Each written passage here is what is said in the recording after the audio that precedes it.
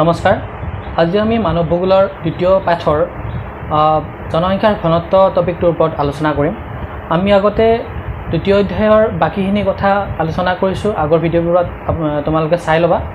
আজি আমি জনসংখ্যাৰ ঘনত্বৰ বিষয়ে আলোচনা কৰিম। এতিয়া প্ৰথম কথা হ'ল জনসংখ্যাৰ ঘনত্ব মানে কি? জনসংখ্যাৰ ঘনত্ব মানে হ'ল কোনো এখন ঠাইৰ প্ৰতি 1000 বৰ্গ কিলোমিটাৰৰ বিপৰীতে কিমানজন মানুহ আছে। কোনো এখন ঠাইৰ প্ৰতি 1000 বৰ্গ কিলোমিটাৰ, ইয়াতেও 1000 বৰ্গ কিলোমিটাৰ, ইয়াতেও 1000 বৰ্গ কিলোমিটাৰ, ইয়াতেও 1000 বৰ্গ কিলোমিটাৰ আৰু ইয়াতেও 1000 বৰ্গ কিলোমিটাৰ, এই ঠাইখিনিৰ ভিতৰত কিমানজন ব্যক্তি আছে সেইটোৰ হিচাপ কৰাকে কোৱা হয় জনসংখ্যাৰ ঘনত্ব। এতিয়া জনসংখ্যাৰ ঘনত্ব বুলি ক'লে আমাৰ এটা সূত্ৰ আছে। জনসংখ্যাৰ ঘনত্ব কি ধৰণে উলিওৱা হয়? জনসংখ্যাৰ ঘনত্ব উলিওৱা সূত্ৰটো হ'ল মুঠ জনসংখ্যা, কোনো এটা অঞ্চলৰ মুঠ জনসংখ্যা সেইটো অঞ্চলৰ মুঠ মাটিকালিৰে যদি আমি হৰণ কৰি দিওঁ তেতিয়াহ'লে আমি যিটো হৰণফল পাম সেইটোৱেই হ'ব জনসংখ্যাৰ ঘনত্ব। ইয়াতে যদি আমি ৰিজাল্টটো যদি আমি 10 পাওঁ তেতিয়াহ'লে আমি লিখিম 10 জন প্ৰতি বৰ্গ কিলোমিটাৰ। প্ৰতি বৰ্গ কিলোমিটাৰত 10 জন। আমি যদি ৰিজাল্টটো কেলকুলেশ্যন কৰি যদি 10 পাওঁ তেতিয়াহ'লে আমি 10 জন প্ৰতি বৰ্গ কিলোমিটাৰ তেনেকৈ লিখিম। মানে জনসংখ্যাৰ ঘনত্ব এককটো হ'ব প্ৰতি বৰ্গ কিলোমিটাৰত কিমানজন মানুহ। এতিয়া কোনো এখন ঠাইৰ জনসংখ্যাৰ ঘনত্বটো নিৰ্ভৰ কৰে সেই ঠাইখনৰ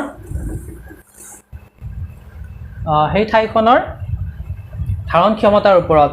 সেই ঠাইখনৰ ভূখণ্ড আৰু সেই ঠাইখনৰ যি পৰিৱেশ, সেই পৰিৱেশৰ উৎপাদন ক্ষমতাৰ ওপৰতেই নিৰ্ভৰ কৰে জনসংখ্যাৰ ঘনত্ব।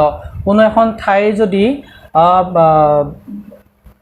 খেতি ভাল হয়, কোনো এখন ঠাইত যদি খেতি বাতি ভাল হয় তেতিয়াহ'লে সেই ঠাইখনত জনসংখ্যাৰ ঘনত্ব বেছি হ'ব। কোনো এখন ঠাই যদি ঔদ্যোগিক ক্ষেত্ৰত আগবঢ়া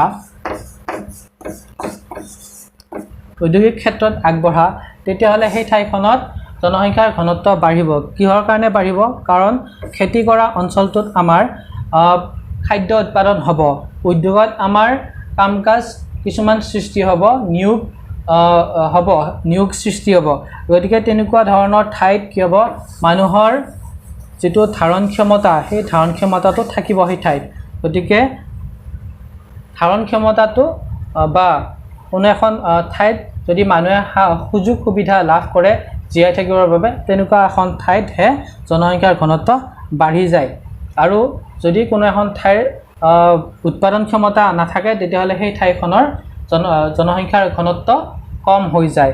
যেনে এতিয়া আমাৰ উদাহৰণস্বৰূপে আছে আমেৰিকা যুক্তৰাষ্ট্ৰৰ উত্তৰ পূব অংশ, ব্ৰিটিছ দ্বীপপুঞ্জ, ইউৰোপৰ পশ্চিম অংশ, এছিয়াৰ দক্ষিণ পূব আৰু পূবৰ সমভূমি, আফ্ৰিকাৰ নীল নদীৰ প্লাৱনভূমি, এইবিলাক ঠাইত জনসংখ্যাৰ ঘনত্ব প্ৰতি বৰ্গ কিলোমিটাৰত 200 জনতকৈ অধিক।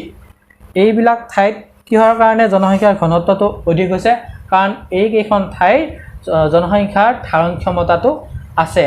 যদি কোনো এখন ঠাইৰ জনসংখ্যাৰ ধাৰণ ক্ষমতাটো ভাৰসাম্য হেৰুৱাই পেলাই, যে জনসংখ্যাৰ মাটিকালিৰ পৰিমাণটো কম আৰু জনসংখ্যাৰ পৰিমাণটো যদি বেছি হয় তেতিয়াহ'লে সেই ঠাইখনৰ জনসংখ্যাবোৰ কি হ'ব, আন এখন ঠাইলৈ প্ৰব্ৰজন হ'ব, মাইগ্ৰেশ্যন হ'ব। আৰু মাইগ্ৰেশ্যন কোনবিলাক ঠাইত হ'ব? যিবিলাক ঠাইৰ ধাৰণ ক্ষমতা বা উৎপাদন ক্ষমতা বেছি, তেনেকুৱা এখন ঠাইত আকৌ মানুহৰ প্ৰব্ৰজন হ'ব, আকৌ সেই ঠাইত জনসংখ্যাৰ ঘনত্ব বাঢ়িবলৈ আৰম্ভ কৰিব। আৰু আন কিছুমান ঠাই আছে যিবিলাক ঠাইত নেকি জনসংখ্যাৰ ঘনত্ব একেবাৰে কম। সেইবোৰ ঠাই হৈছে উত্তৰ মেৰুৰ কাষৰীয়া টুণ্ড্ৰা অঞ্চল, গ্ৰীণলেণ্ড, ক্ৰান্তীয় অথবা উপক্ৰান্তীয় মৰুভূমি অঞ্চল আৰু দক্ষিণ আমেৰিকাৰ নিৰক্ষ বৃষ্টিৰ অৰণ্যক্ষেত্ৰ। এইবিলাক ঠাইত প্ৰতি বৰ্গ কিলোমিটাৰত এজনতকৈ কম জনসংখ্যাৰ ঘনত্ব পোৱা যায়। এইবিলাক ঠাইত জনসংখ্যাৰ ঘনত্ব কিহৰ কাৰণে কম? কাৰণ উত্তৰ মেৰুৰ কাষৰীয়া টুণ্ড্ৰা অঞ্চল, এই টুণ্ড্ৰা অঞ্চল বৰফেৰে আবৃত।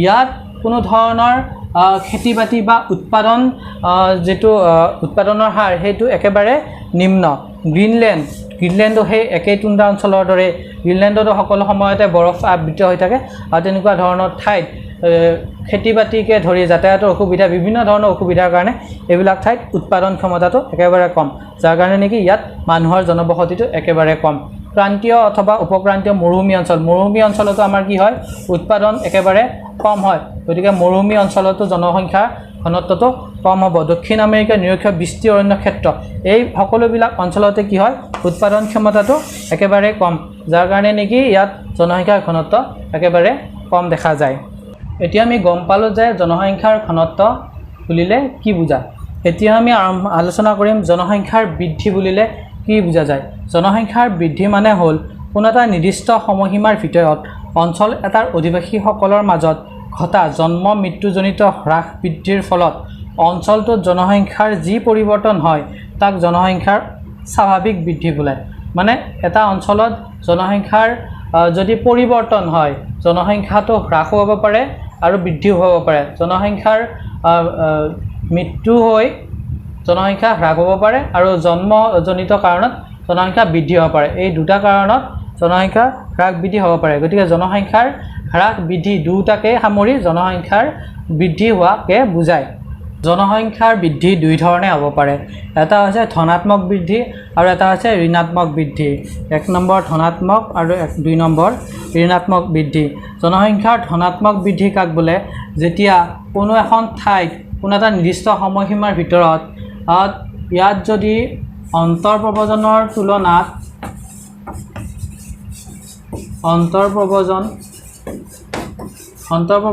তুলনাত বহিঃপ্ৰব্ৰজন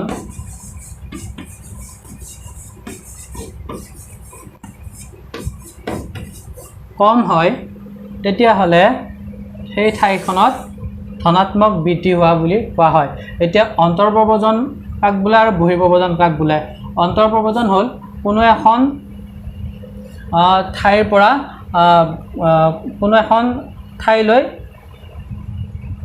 মানুহৰ আগমন ঘটা হৈছে অন্তৰ্প্ৰব্ৰজন আৰু কোনো এখন ঠাইৰ পৰা আন এখন ঠাইলৈ মানুহৰ কোনো এখন ঠাইৰ পৰা বাহিৰ হৈ যোৱা কোনো এখন ঠাই মানে লক্ষ্য স্থলৰ পৰা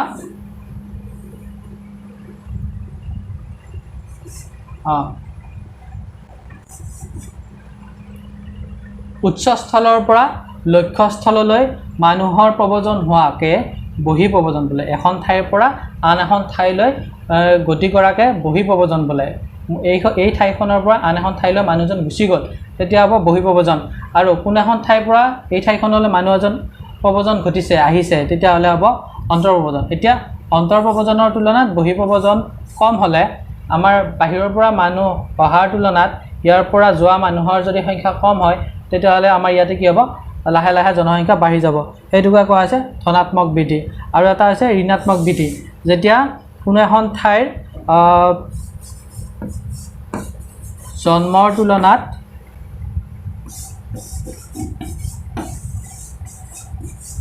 মৃত্যুৰ হাৰ বাঢ়ে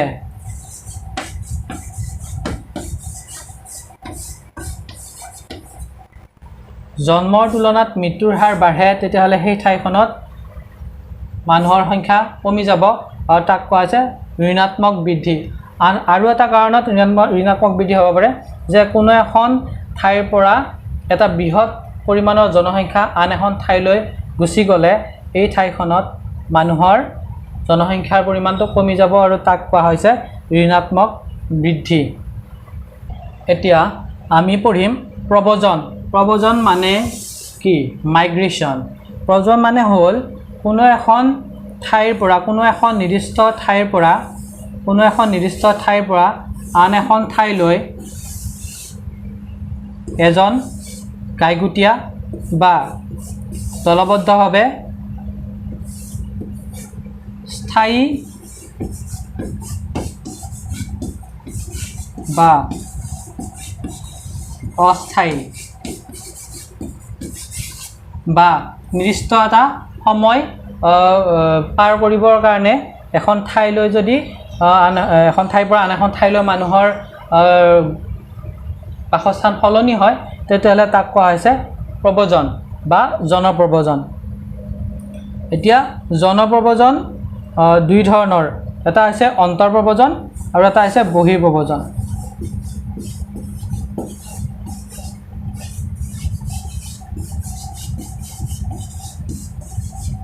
অলপ আগতে আলোচনা কৰিছোঁ অন্তৰ্প্ৰব্ৰজন আৰু বহিঃপ্ৰব্ৰজন।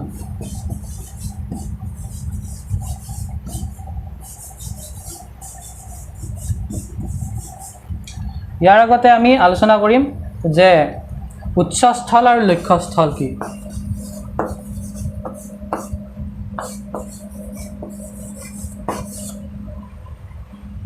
উৎসস্থল আৰু লক্ষ্যস্থল, কোনো এখন ঠাইত এইখন ঠাইৰ পৰা আন এখন ঠাইলৈ মানুহৰ প্ৰব্ৰজন হ'ল, তেতিয়াহ'লে এই ঠাইখন হ'ব উৎসস্থল আৰু এই ঠাইখন হ'ব লক্ষ্যস্থল।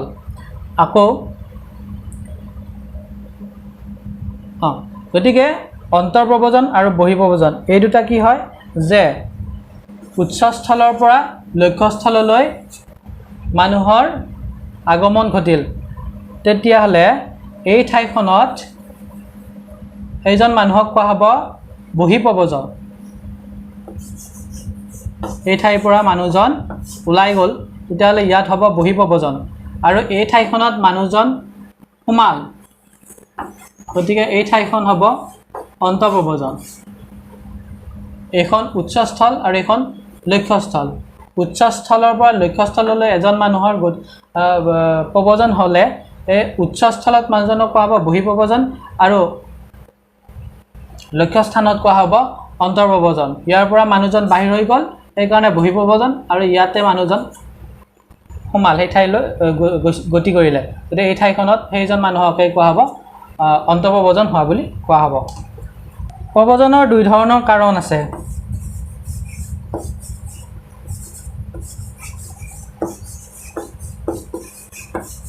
প্ৰব্ৰজনৰ কাৰণ, কজ অফ মাইগ্ৰেশ্যন। প্ৰব্ৰজনৰ দুই ধৰণৰ কাৰণ আছে। এটা আছে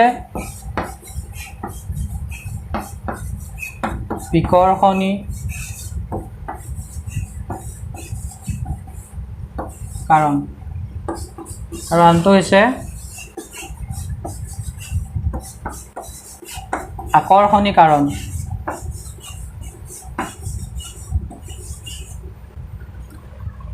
এতিয়া বিকৰ্ষণী কাৰণ আৰু আকৰ্ষণী কাৰণ কি? কোনো এখন ঠাইৰ পৰা আন এখন ঠাইলৈ মানুহৰ প্ৰব্ৰজন ঘটিছে, মানুহজনে ইয়াত কিছুমান অসুবিধাৰ সন্মুখীন হৈছে, গতিকে এই ঠাইখনৰ পৰা মানুহজন এই ঠাইখনলৈ গতি কৰিছে, তেতিয়াহ'লে তাক কোৱা হ'ব বিকৰ্ষণী কাৰক। আকৌ এই ঠাইখনৰ পৰা আন এখন ঠাইলৈ গুচি গৈছে, এই ঠাইখনত কোনো ধৰণৰ অসুবিধা নাই, কিন্তু এই ঠাইখনৰ কিছুমান সুবিধাই মানুহজনক আকৰ্ষণ কৰিছে, গতিকে এই ঠাইৰ পৰা এইখন ঠাইলৈ মানুহজন গুচি গ'ল, তেতিয়াহ'লে ইয়াক কোৱা হ'ব আকৰ্ষণী কাৰক।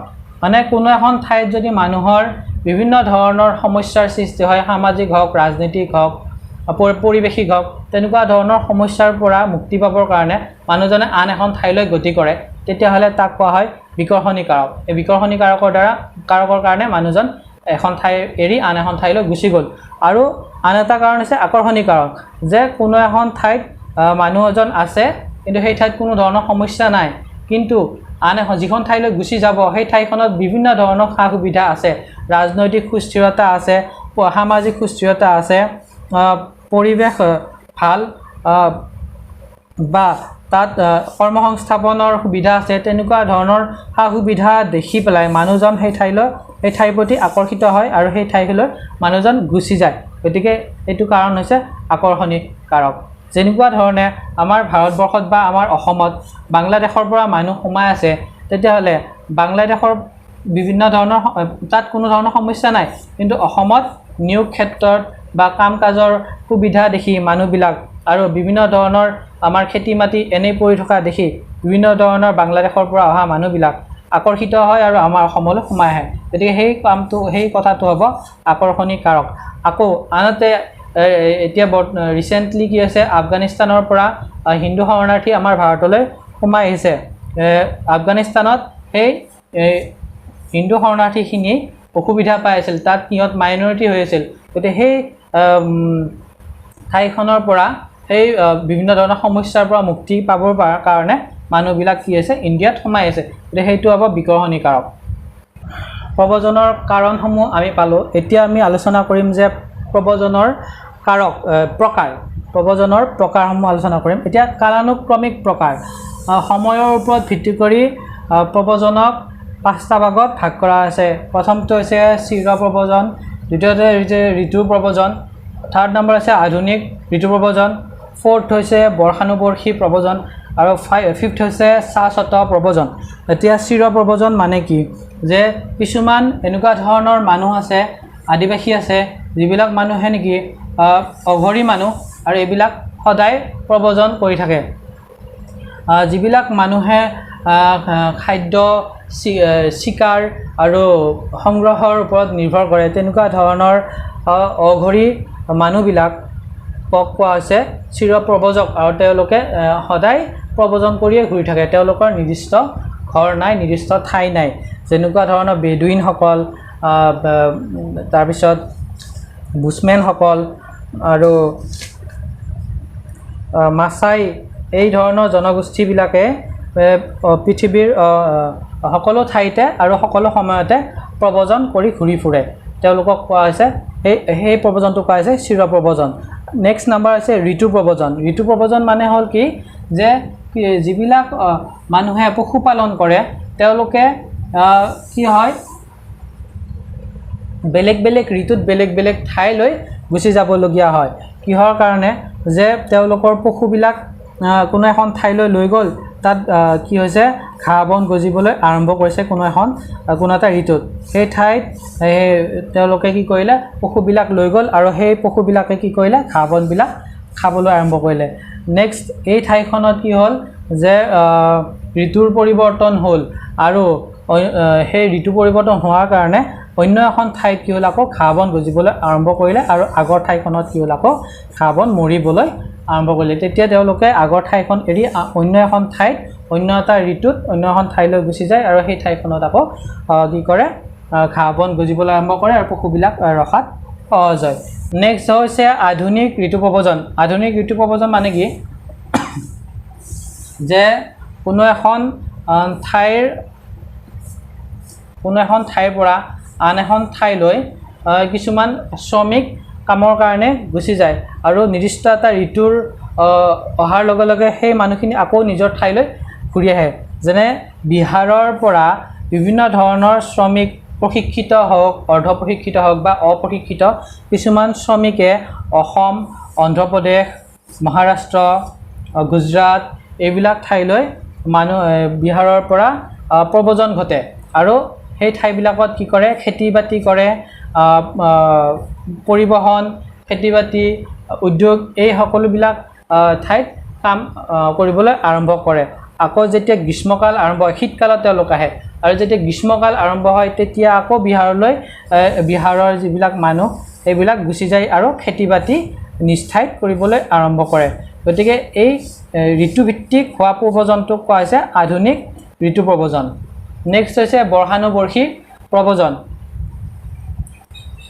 কোনো এখন ঠাইৰ পৰা আন এখন ঠাইলৈ শিক্ষাৰ কাৰণে হওক নিয়োগৰ কাৰণে হওক বা স্বাস্থ্য পৰীক্ষাৰ কাৰণে হওক যিকোনো তেনেকুৱা ধৰণৰ কাৰণত এজন মানুহে আন এখন ঠাইলৈ গুচি যায় আৰু তাত মিনিমাম 1 বছৰৰ পৰা 20-30 বছৰ বয়সৰ 20-30 বছৰ সময়লৈকে তেওঁলোক থাকে আকৌ তেওঁলোক নিজ ঠাইলৈ ঘূৰি আহে গতিকে তেনেকুৱা ধৰণৰ প্ৰব্ৰজনক কোৱা হৈছে বৰ্ষানুবৰ্ষী প্ৰব্ৰজন আমি যদি এই ঠাইৰ পৰা দিল্লী মুম্বাই এনেকুৱা ঠাইলৈ আমি দিল্লীলৈ যেনিবা আমি গ'লোঁ পঢ়িবৰ কাৰণে আৰু তাত আমি 3 বছৰলৈকে পঢ়ি থাকিলোঁ তাৰপিছত আমি পঢ়া শেষ হোৱাৰ পিছত আকৌ আমি নিজৰ ঠাইলৈ ঘূৰি আহিলোঁ তেতিয়াহ'লে তেনেকুৱা ধৰণৰ প্ৰব্ৰজনক ক'ব বৰ্ষানুবৰ্ষী প্ৰব্ৰজন বা কোনো এজন মানুহ ইয়াৰ পৰা অসমৰ পৰা মুম্বাইলৈ গুচি গ'ল আৰু তাত 3-4 বছৰ থাকিল নিৰ্দিষ্ট কিবা এটা কামৰ বাবে আৰু সেই কামটো শেষ হোৱাৰ লগে লগে তেওঁ আকৌ নিজৰ ঠাইলৈ ঘূৰি আহিল তেনেকুৱা ধৰণৰ প্ৰব্ৰজনক কোৱা হৈছে বৰ্ষানুবৰ্ষী প্ৰব্ৰজন ইয়াৰ পিছত আছে শাশ্বত প্ৰব্ৰজন শাশ্বত প্ৰব্ৰজনটো একেবাৰে আটাইতকৈ প্ৰভাৱশালী প্ৰব্ৰজন এই প্ৰব্ৰজন মানে হ'ল যে কোনো এখন ঠাইৰ পৰা আন এখন ঠাইলৈ এইখন ঠাইৰ পৰা আন এখন ঠাইলৈ মানুহজন গুচি গ'ল আৰু কোনো কাৰণে তেওঁ নিজৰ আগৰ ঠাইলৈ ঘূৰি নাহে এখন ঠাইৰ পৰা আন এখন ঠাইলৈ তেওঁ গুচি গ'ল আৰু তেওঁ কোনো কাৰণত আগৰ ঠাইখনলৈ ঘূৰি নাহে তেতিয়াহ'লে এই প্ৰব্ৰজনক কোৱা হৈছে শাশ্বত প্ৰব্ৰজন আৰু এনেকুৱা ধৰণৰ প্ৰব্ৰজন ঘটিলে কি হয় আটাইতকৈ বেছি প্ৰভাৱ পেলায় প্ৰব্ৰজনৰ আন এটা প্ৰকাৰ আমি পাওঁ এই প্ৰকাৰসমূহ ৰাজনৈতিক সীমাৰেখাৰ ওপৰত নিৰ্ভৰ কৰি ভগোৱা হৈছে প্ৰথমটো হৈছে অন্তৰ্দেশীয় প্ৰব্ৰজন আৰু আনটো হৈছে আন্তঃৰাষ্ট্ৰীয় প্ৰব্ৰজন অন্তৰ্দেশীয় প্ৰব্ৰজন মানে হ'ল কোনো এখন দেশৰ ভিতৰতে যিবিলাক প্ৰব্ৰজন ঘটি থাকে সেইবিলাকক কোৱা হৈছে অন্তৰ্দেশীয় প্ৰব্ৰজন আকৌ আন্তঃৰাষ্ট্ৰীয় প্ৰব্ৰজন হৈছে এখন ৰাষ্ট্ৰৰ পৰা আন এখন ৰাষ্ট্ৰলৈ ঘটা প্ৰব্ৰজন এই দুটাই হৈছে ৰাজনৈতিক সীমাৰেখাৰ ওপৰত নিৰ্ভৰ কৰি হোৱা প্ৰব্ৰজন আকৌ অন্তৰ্দেশীয় প্ৰব্ৰজনৰ আকৌ কেইটামান ভাগ আছে আকৌ অন্তৰ্দেশীয় প্ৰব্ৰজনৰ প্ৰকাৰসমূহ হৈছে গাঁৱৰ পৰা গাঁওমুখী আঞ্চলিক গাঁৱৰ পৰা চহৰমুখী চহৰৰ পৰা গাঁওমুখী আন্তঃনগৰীয় আন্তঃৰাজ্যিক এতিয়া গাঁৱৰ পৰা গাঁওমুখী মানে সকলোৱে বুজিয়ে পাইছে যে এখন গাঁৱৰ পৰা আন এখন গাঁৱলৈ হোৱা প্ৰব্ৰজনক গাঁৱৰ পৰা গাঁওমুখী হোৱা বুলি কোৱা হয় নেক্সট আঞ্চলিক মানে এখন এটা অঞ্চলৰ পৰা আন এটা অঞ্চললৈ যিটো প্ৰব্ৰজন হয় তাক কোৱা হৈছে আন্তঃআঞ্চলিক গাঁৱৰ পৰা চহৰমুখী এখন গাঁৱৰ পৰা এখন চহৰলৈ যিটো প্ৰব্ৰজন হয় তাক কোৱা হৈছে গাঁৱৰ পৰা চহৰমুখী আকৌ চহৰৰ পৰা গাঁওমুখী এখন চহৰৰ পৰা আন এখন গাঁৱলৈ চহৰৰ পৰা গাঁৱলৈও প্ৰব্ৰজন ঘটে গতিকে চহৰৰ পৰা গাঁওমুখী আন্তঃনগৰীয় যে এখন নগৰৰ পৰা আন এখন নগৰলৈ প্ৰব্ৰজন ঘটিব পাৰে সেইটো আছে আন্তঃনগৰীয় আৰু আন্তঃৰাজ্যিক এখন ৰাজ্যৰ পৰা আন এখন ৰাজ্যলৈ ঘটা যিটো প্ৰব্ৰজন তাক কোৱা হৈছে আন্তঃৰাজ্যিক প্ৰব্ৰজন এইকেইটা আছে প্ৰব্ৰজনৰ অন্তৰ্দেশীয় প্ৰব্ৰজনৰ ভাগ নেক্সট আমি আলোচনা কৰিম জনসংখ্যা বৃদ্ধিৰ গতিধাৰা জনসংখ্যা বৃদ্ধিৰ গতিধাৰাটো পোনপ্ৰথমে কি আছিল একেবাৰে মন্থৰ আছিল জনসংখ্যা বৃদ্ধিৰ যিটো গতি এইটো একেবাৰে লাহে লাহে হৈছিল খ্ৰীষ্টপূৰ্বতে 10,000 খ্ৰীষ্টপূৰ্ব 10,000 সময়ত কি আছিলে যে জনসংখ্যা একেবাৰে কম আছিল তাৰপিছত লাহে লাহে বাঢ়ি গ'ল বাঢ়ি প্ৰথম খ্ৰীষ্টাব্দত 300 নিযুত আছিলে তাৰপিছত 1650 খ্ৰীষ্টাব্দত এই জনসংখ্যা হ'লগৈ 500 নিযুত ইয়াৰ পিছত লাহে লাহে মাত্ৰ 4টা শতিকাত এই সংখ্যা দ্ৰুতগতিত বৃদ্ধি পায় 1999 চনত ই হ'লগৈ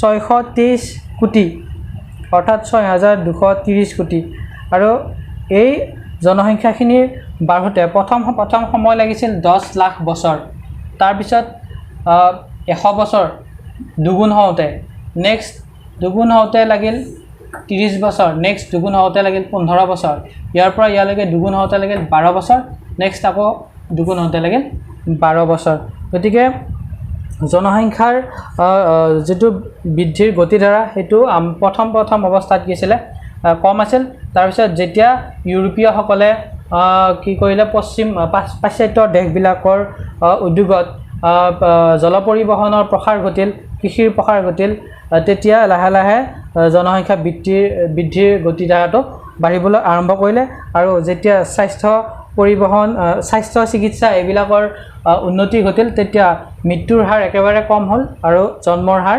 বাঢ়িবলৈ আৰম্ভ কৰিলে আৰু তেতিয়া জনসংখ্যা একেবাৰে বহুত কম সময়ৰ ভিতৰতে দুগুণ হ'লগৈ গতিকে এনেধৰণে পৃথিৱীৰ জনসংখ্যাৰ বৃদ্ধি গতিধাৰাটো এনেকুৱা ধৰণৰ ইয়াৰ পিছত নেক্সট টপিক আমি পাওঁ যে জনসংখ্যাৰ দ্বিগুণ বৃদ্ধি কাল জনসংখ্যাৰ দ্বিগুণ বৃদ্ধি কাল মানে কি যে কোনো এখন ঠাইত কোনো এখন নিৰ্দিষ্ট ঠাইত কোনো এটা নিৰ্দিষ্ট চাৰিসীমাৰ ভিতৰত কোনো এটা নিৰ্দিষ্ট সময়ত যি জনসংখ্যা পোৱা যায় সেই জনসংখ্যাটো দুগুণ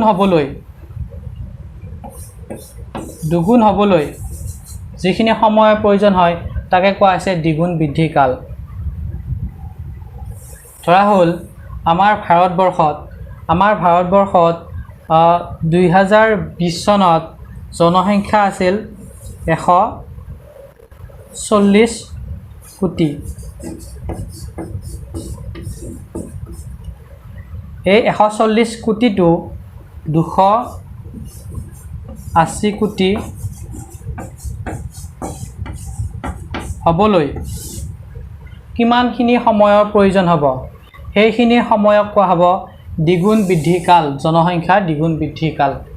ইয়াৰ পিছত আছে জনসংখ্যা বৃদ্ধিৰ পৰিণতি। এতিয়া জনসংখ্যা বৃদ্ধিৰ পৰিণতি কেনেকুৱা ধৰণৰ? যে কোনো এখন ঠাইত সম্পদ প্ৰচুৰ পৰিমাণে আছে, কোনো এখন ঠাইত সম্পদ প্ৰচুৰ পৰিমাণে আছে, কিন্তু সেই সম্পদসমূহ ব্যৱহাৰৰ বাবে বা সেই সম্পদসমূহ ব্যৱহাৰ উপযোগী কৰিবৰ বাবে, উপভোগ কৰিবৰ বাবে মানুহৰ পৰিমাণটো কম, তেতিয়াহ'লে তাত জনসংখ্যা বৃদ্ধি হ'লে জনসংখ্যা বৃদ্ধিৰ পৰিণতিটো ভাল হ'ব। আকৌ কোনো এখন ঠাইত যদি সম্পদৰ পৰিমাণটো কম আছে, সম্পদৰ পৰিমাণ যদি কম আছে, তেতিয়াহ'লে সেই ঠাইখনত জনসংখ্যা বৃদ্ধি হ'লে তাৰ পৰিণতিটো বেয়া হ'ব। উদাহৰণস্বৰূপে আমেৰিকা যুক্তৰাষ্ট্ৰত মানুহৰ পৰিমাণ কম, সেই অনুপাতে সম্পদৰাজিৰ পৰিমাণ বেছি, সেইকাৰণে তাত মানুহৰ জনসংখ্যা বৃদ্ধি হ'লে তাত কি হ'ব? সুফল পোৱা যাব।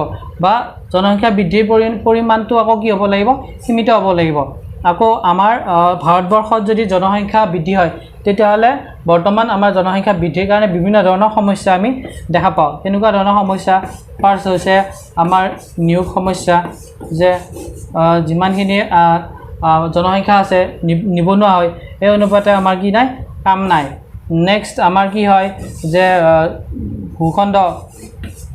ভূখণ্ড একেবাৰে কম, সম্পদৰাজি কম, জনমূৰি আয় কমি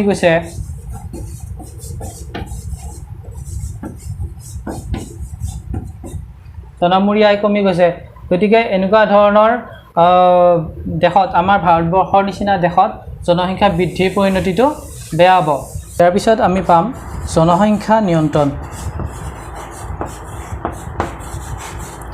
এতিয়া জনসংখ্যা নিয়ন্ত্ৰণ মানে হ'ল যে আমি যিটো জনসংখ্যা আমাৰ বাঢ়ি গৈ আছে দিনক দিনে, এই জনসংখ্যাটো আমি কেনেধৰণে নিয়ন্ত্ৰণ কৰিব পাৰোঁ? যে পৰিয়াল পৰিকল্পনাৰ জৰিয়তে আমি কি কৰিব পাৰোঁ? জনসংখ্যা নিয়ন্ত্ৰণ কৰিব পাৰোঁ। এইটোৱে হৈছে আমাৰ প্ৰধান আহিলা জনসংখ্যা নিয়ন্ত্ৰণৰ বাবে। ইয়াৰ উপৰি আমি কি কৰিব পাৰোঁ? সমাজ সচেতনতা, সমাজত আমি সচেতনতা বঢ়াব লাগিব। কেনেধৰণে বঢ়াব লাগিব? যে মেল মিটিং আয়োজন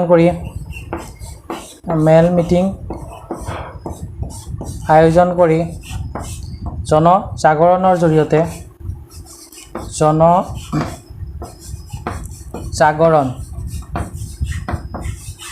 জনজাগৰণৰ জৰিয়তে বিভিন্ন ধৰণৰ মেল মিটিঙৰ জৰিয়তে, বিভিন্ন ধৰণৰ কেম্পেইনৰ জৰিয়তে আৰু চৰকাৰৰ কিছুমান নীতি নিয়মৰ জৰিয়তে আমি কি কৰিব পাৰোঁ?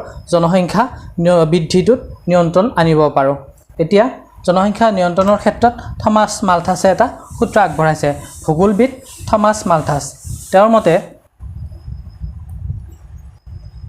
থমাছ মালথাছ এওঁ হ'ল এজন ভূগোলবিদ। আৰু থমাছ মালথাছে কি কৈছে? আমাৰ পৃথিৱীত যিমানখিনি সম্পদ আছে, সেই একে পৰিমাণৰ কি থাকিব লাগিব? জনসংখ্যা থাকিব লাগিব। সম্পদ আৰু মানুহৰ মাজত বা সম্পদ আৰু জনসংখ্যাৰ মাজত কি থাকিব লাগিব? ভাৰসাম্য থাকিব লাগিব। যদি সম্পদৰ তুলনাত জনসংখ্যা যদি বেছি হয়, তেতিয়াহ'লে কি হ'ব? এই অতিৰিক্ত জনসংখ্যাখিনি কি হ'ব? এই জনসংখ্যাখিনিৰ লগত কি কৰিব? কাজিয়া কৰিব, যুদ্ধ কৰিব এইখিনি সম্পদৰ কাৰণে, এই সম্পদখিনিৰ কাৰণে। গতিকে এইখিনি হৈছে সম্পদ আৰু এইখিনি হৈছে জনসংখ্যা। গতিকে এই জনসংখ্যাখিনিৰ মাজত কি হ'ব? এই দুইখিনিৰ মাজত যুদ্ধ লাগিব, এইখিনি সম্পদৰ কাৰণে। আৰু যুদ্ধ লাগি কি হ'ব যিখিনি সম্পদ আছে সিমানখিনি পৰিমাণৰহে কি থাকিব জনসংখ্যা বাচিবগৈ যিখিনি অতিৰিক্ত জনসংখ্যা আছিল এই অতিৰিক্ত জনসংখ্যাখিনি কি হ'ব বিনষ্ট হৈ যাব ধ্বংস হৈ যাব গতিকে এই বিনষ্ট হোৱা কাৰ্যটো আমাৰ কি দুৰ্ভাগ্যজনক আৰু দুখজনক গতিকে এনেকুৱা ধৰণৰ কাম যাতে নহয় মানুহে মানুহক যাতে ধ্বংস কৰিব লগা নহয় তাৰ কাৰণে আমি কি কৰিব লাগিব এই জনসংখ্যাটো আমি কি কৰিব লাগিব নিয়ন্ত্ৰণ কৰিব লাগিব আমিতো সম্পদ নিজে নিজে বঢ়াই ল'ব নোৱাৰো আমাৰ যিখিনি সম্পদ আছে এইখিনি আমি সম্পদ হিচাপে ব্যৱহাৰ কৰিব পাৰো কিন্তু অতিৰিক্তকৈ আমি সম্পদ উলিয়াব নোৱাৰো গতিকে সম্পদখিনি হিমানেই থাকিব সীমিত পৰিমাণৰ সম্পদ আছে পৃথিৱীত এই সীমিত পৰিমাণৰ সম্পদৰ বিপৰীতে আমাৰ কি হ'ব লাগিব জনসংখ্যাটো ভাৰসাম্যটো সমান হ'ব লাগিব যদি জনসংখ্যা বেছি হয় যিখিনি অতিৰিক্ত হয় এইখিনি জনসংখ্যাৰ মাজত আগৰ জনসংখ্যাৰ লগত সংঘাত হ'ব আৰু অতিৰিক্ত জনসংখ্যাখিনি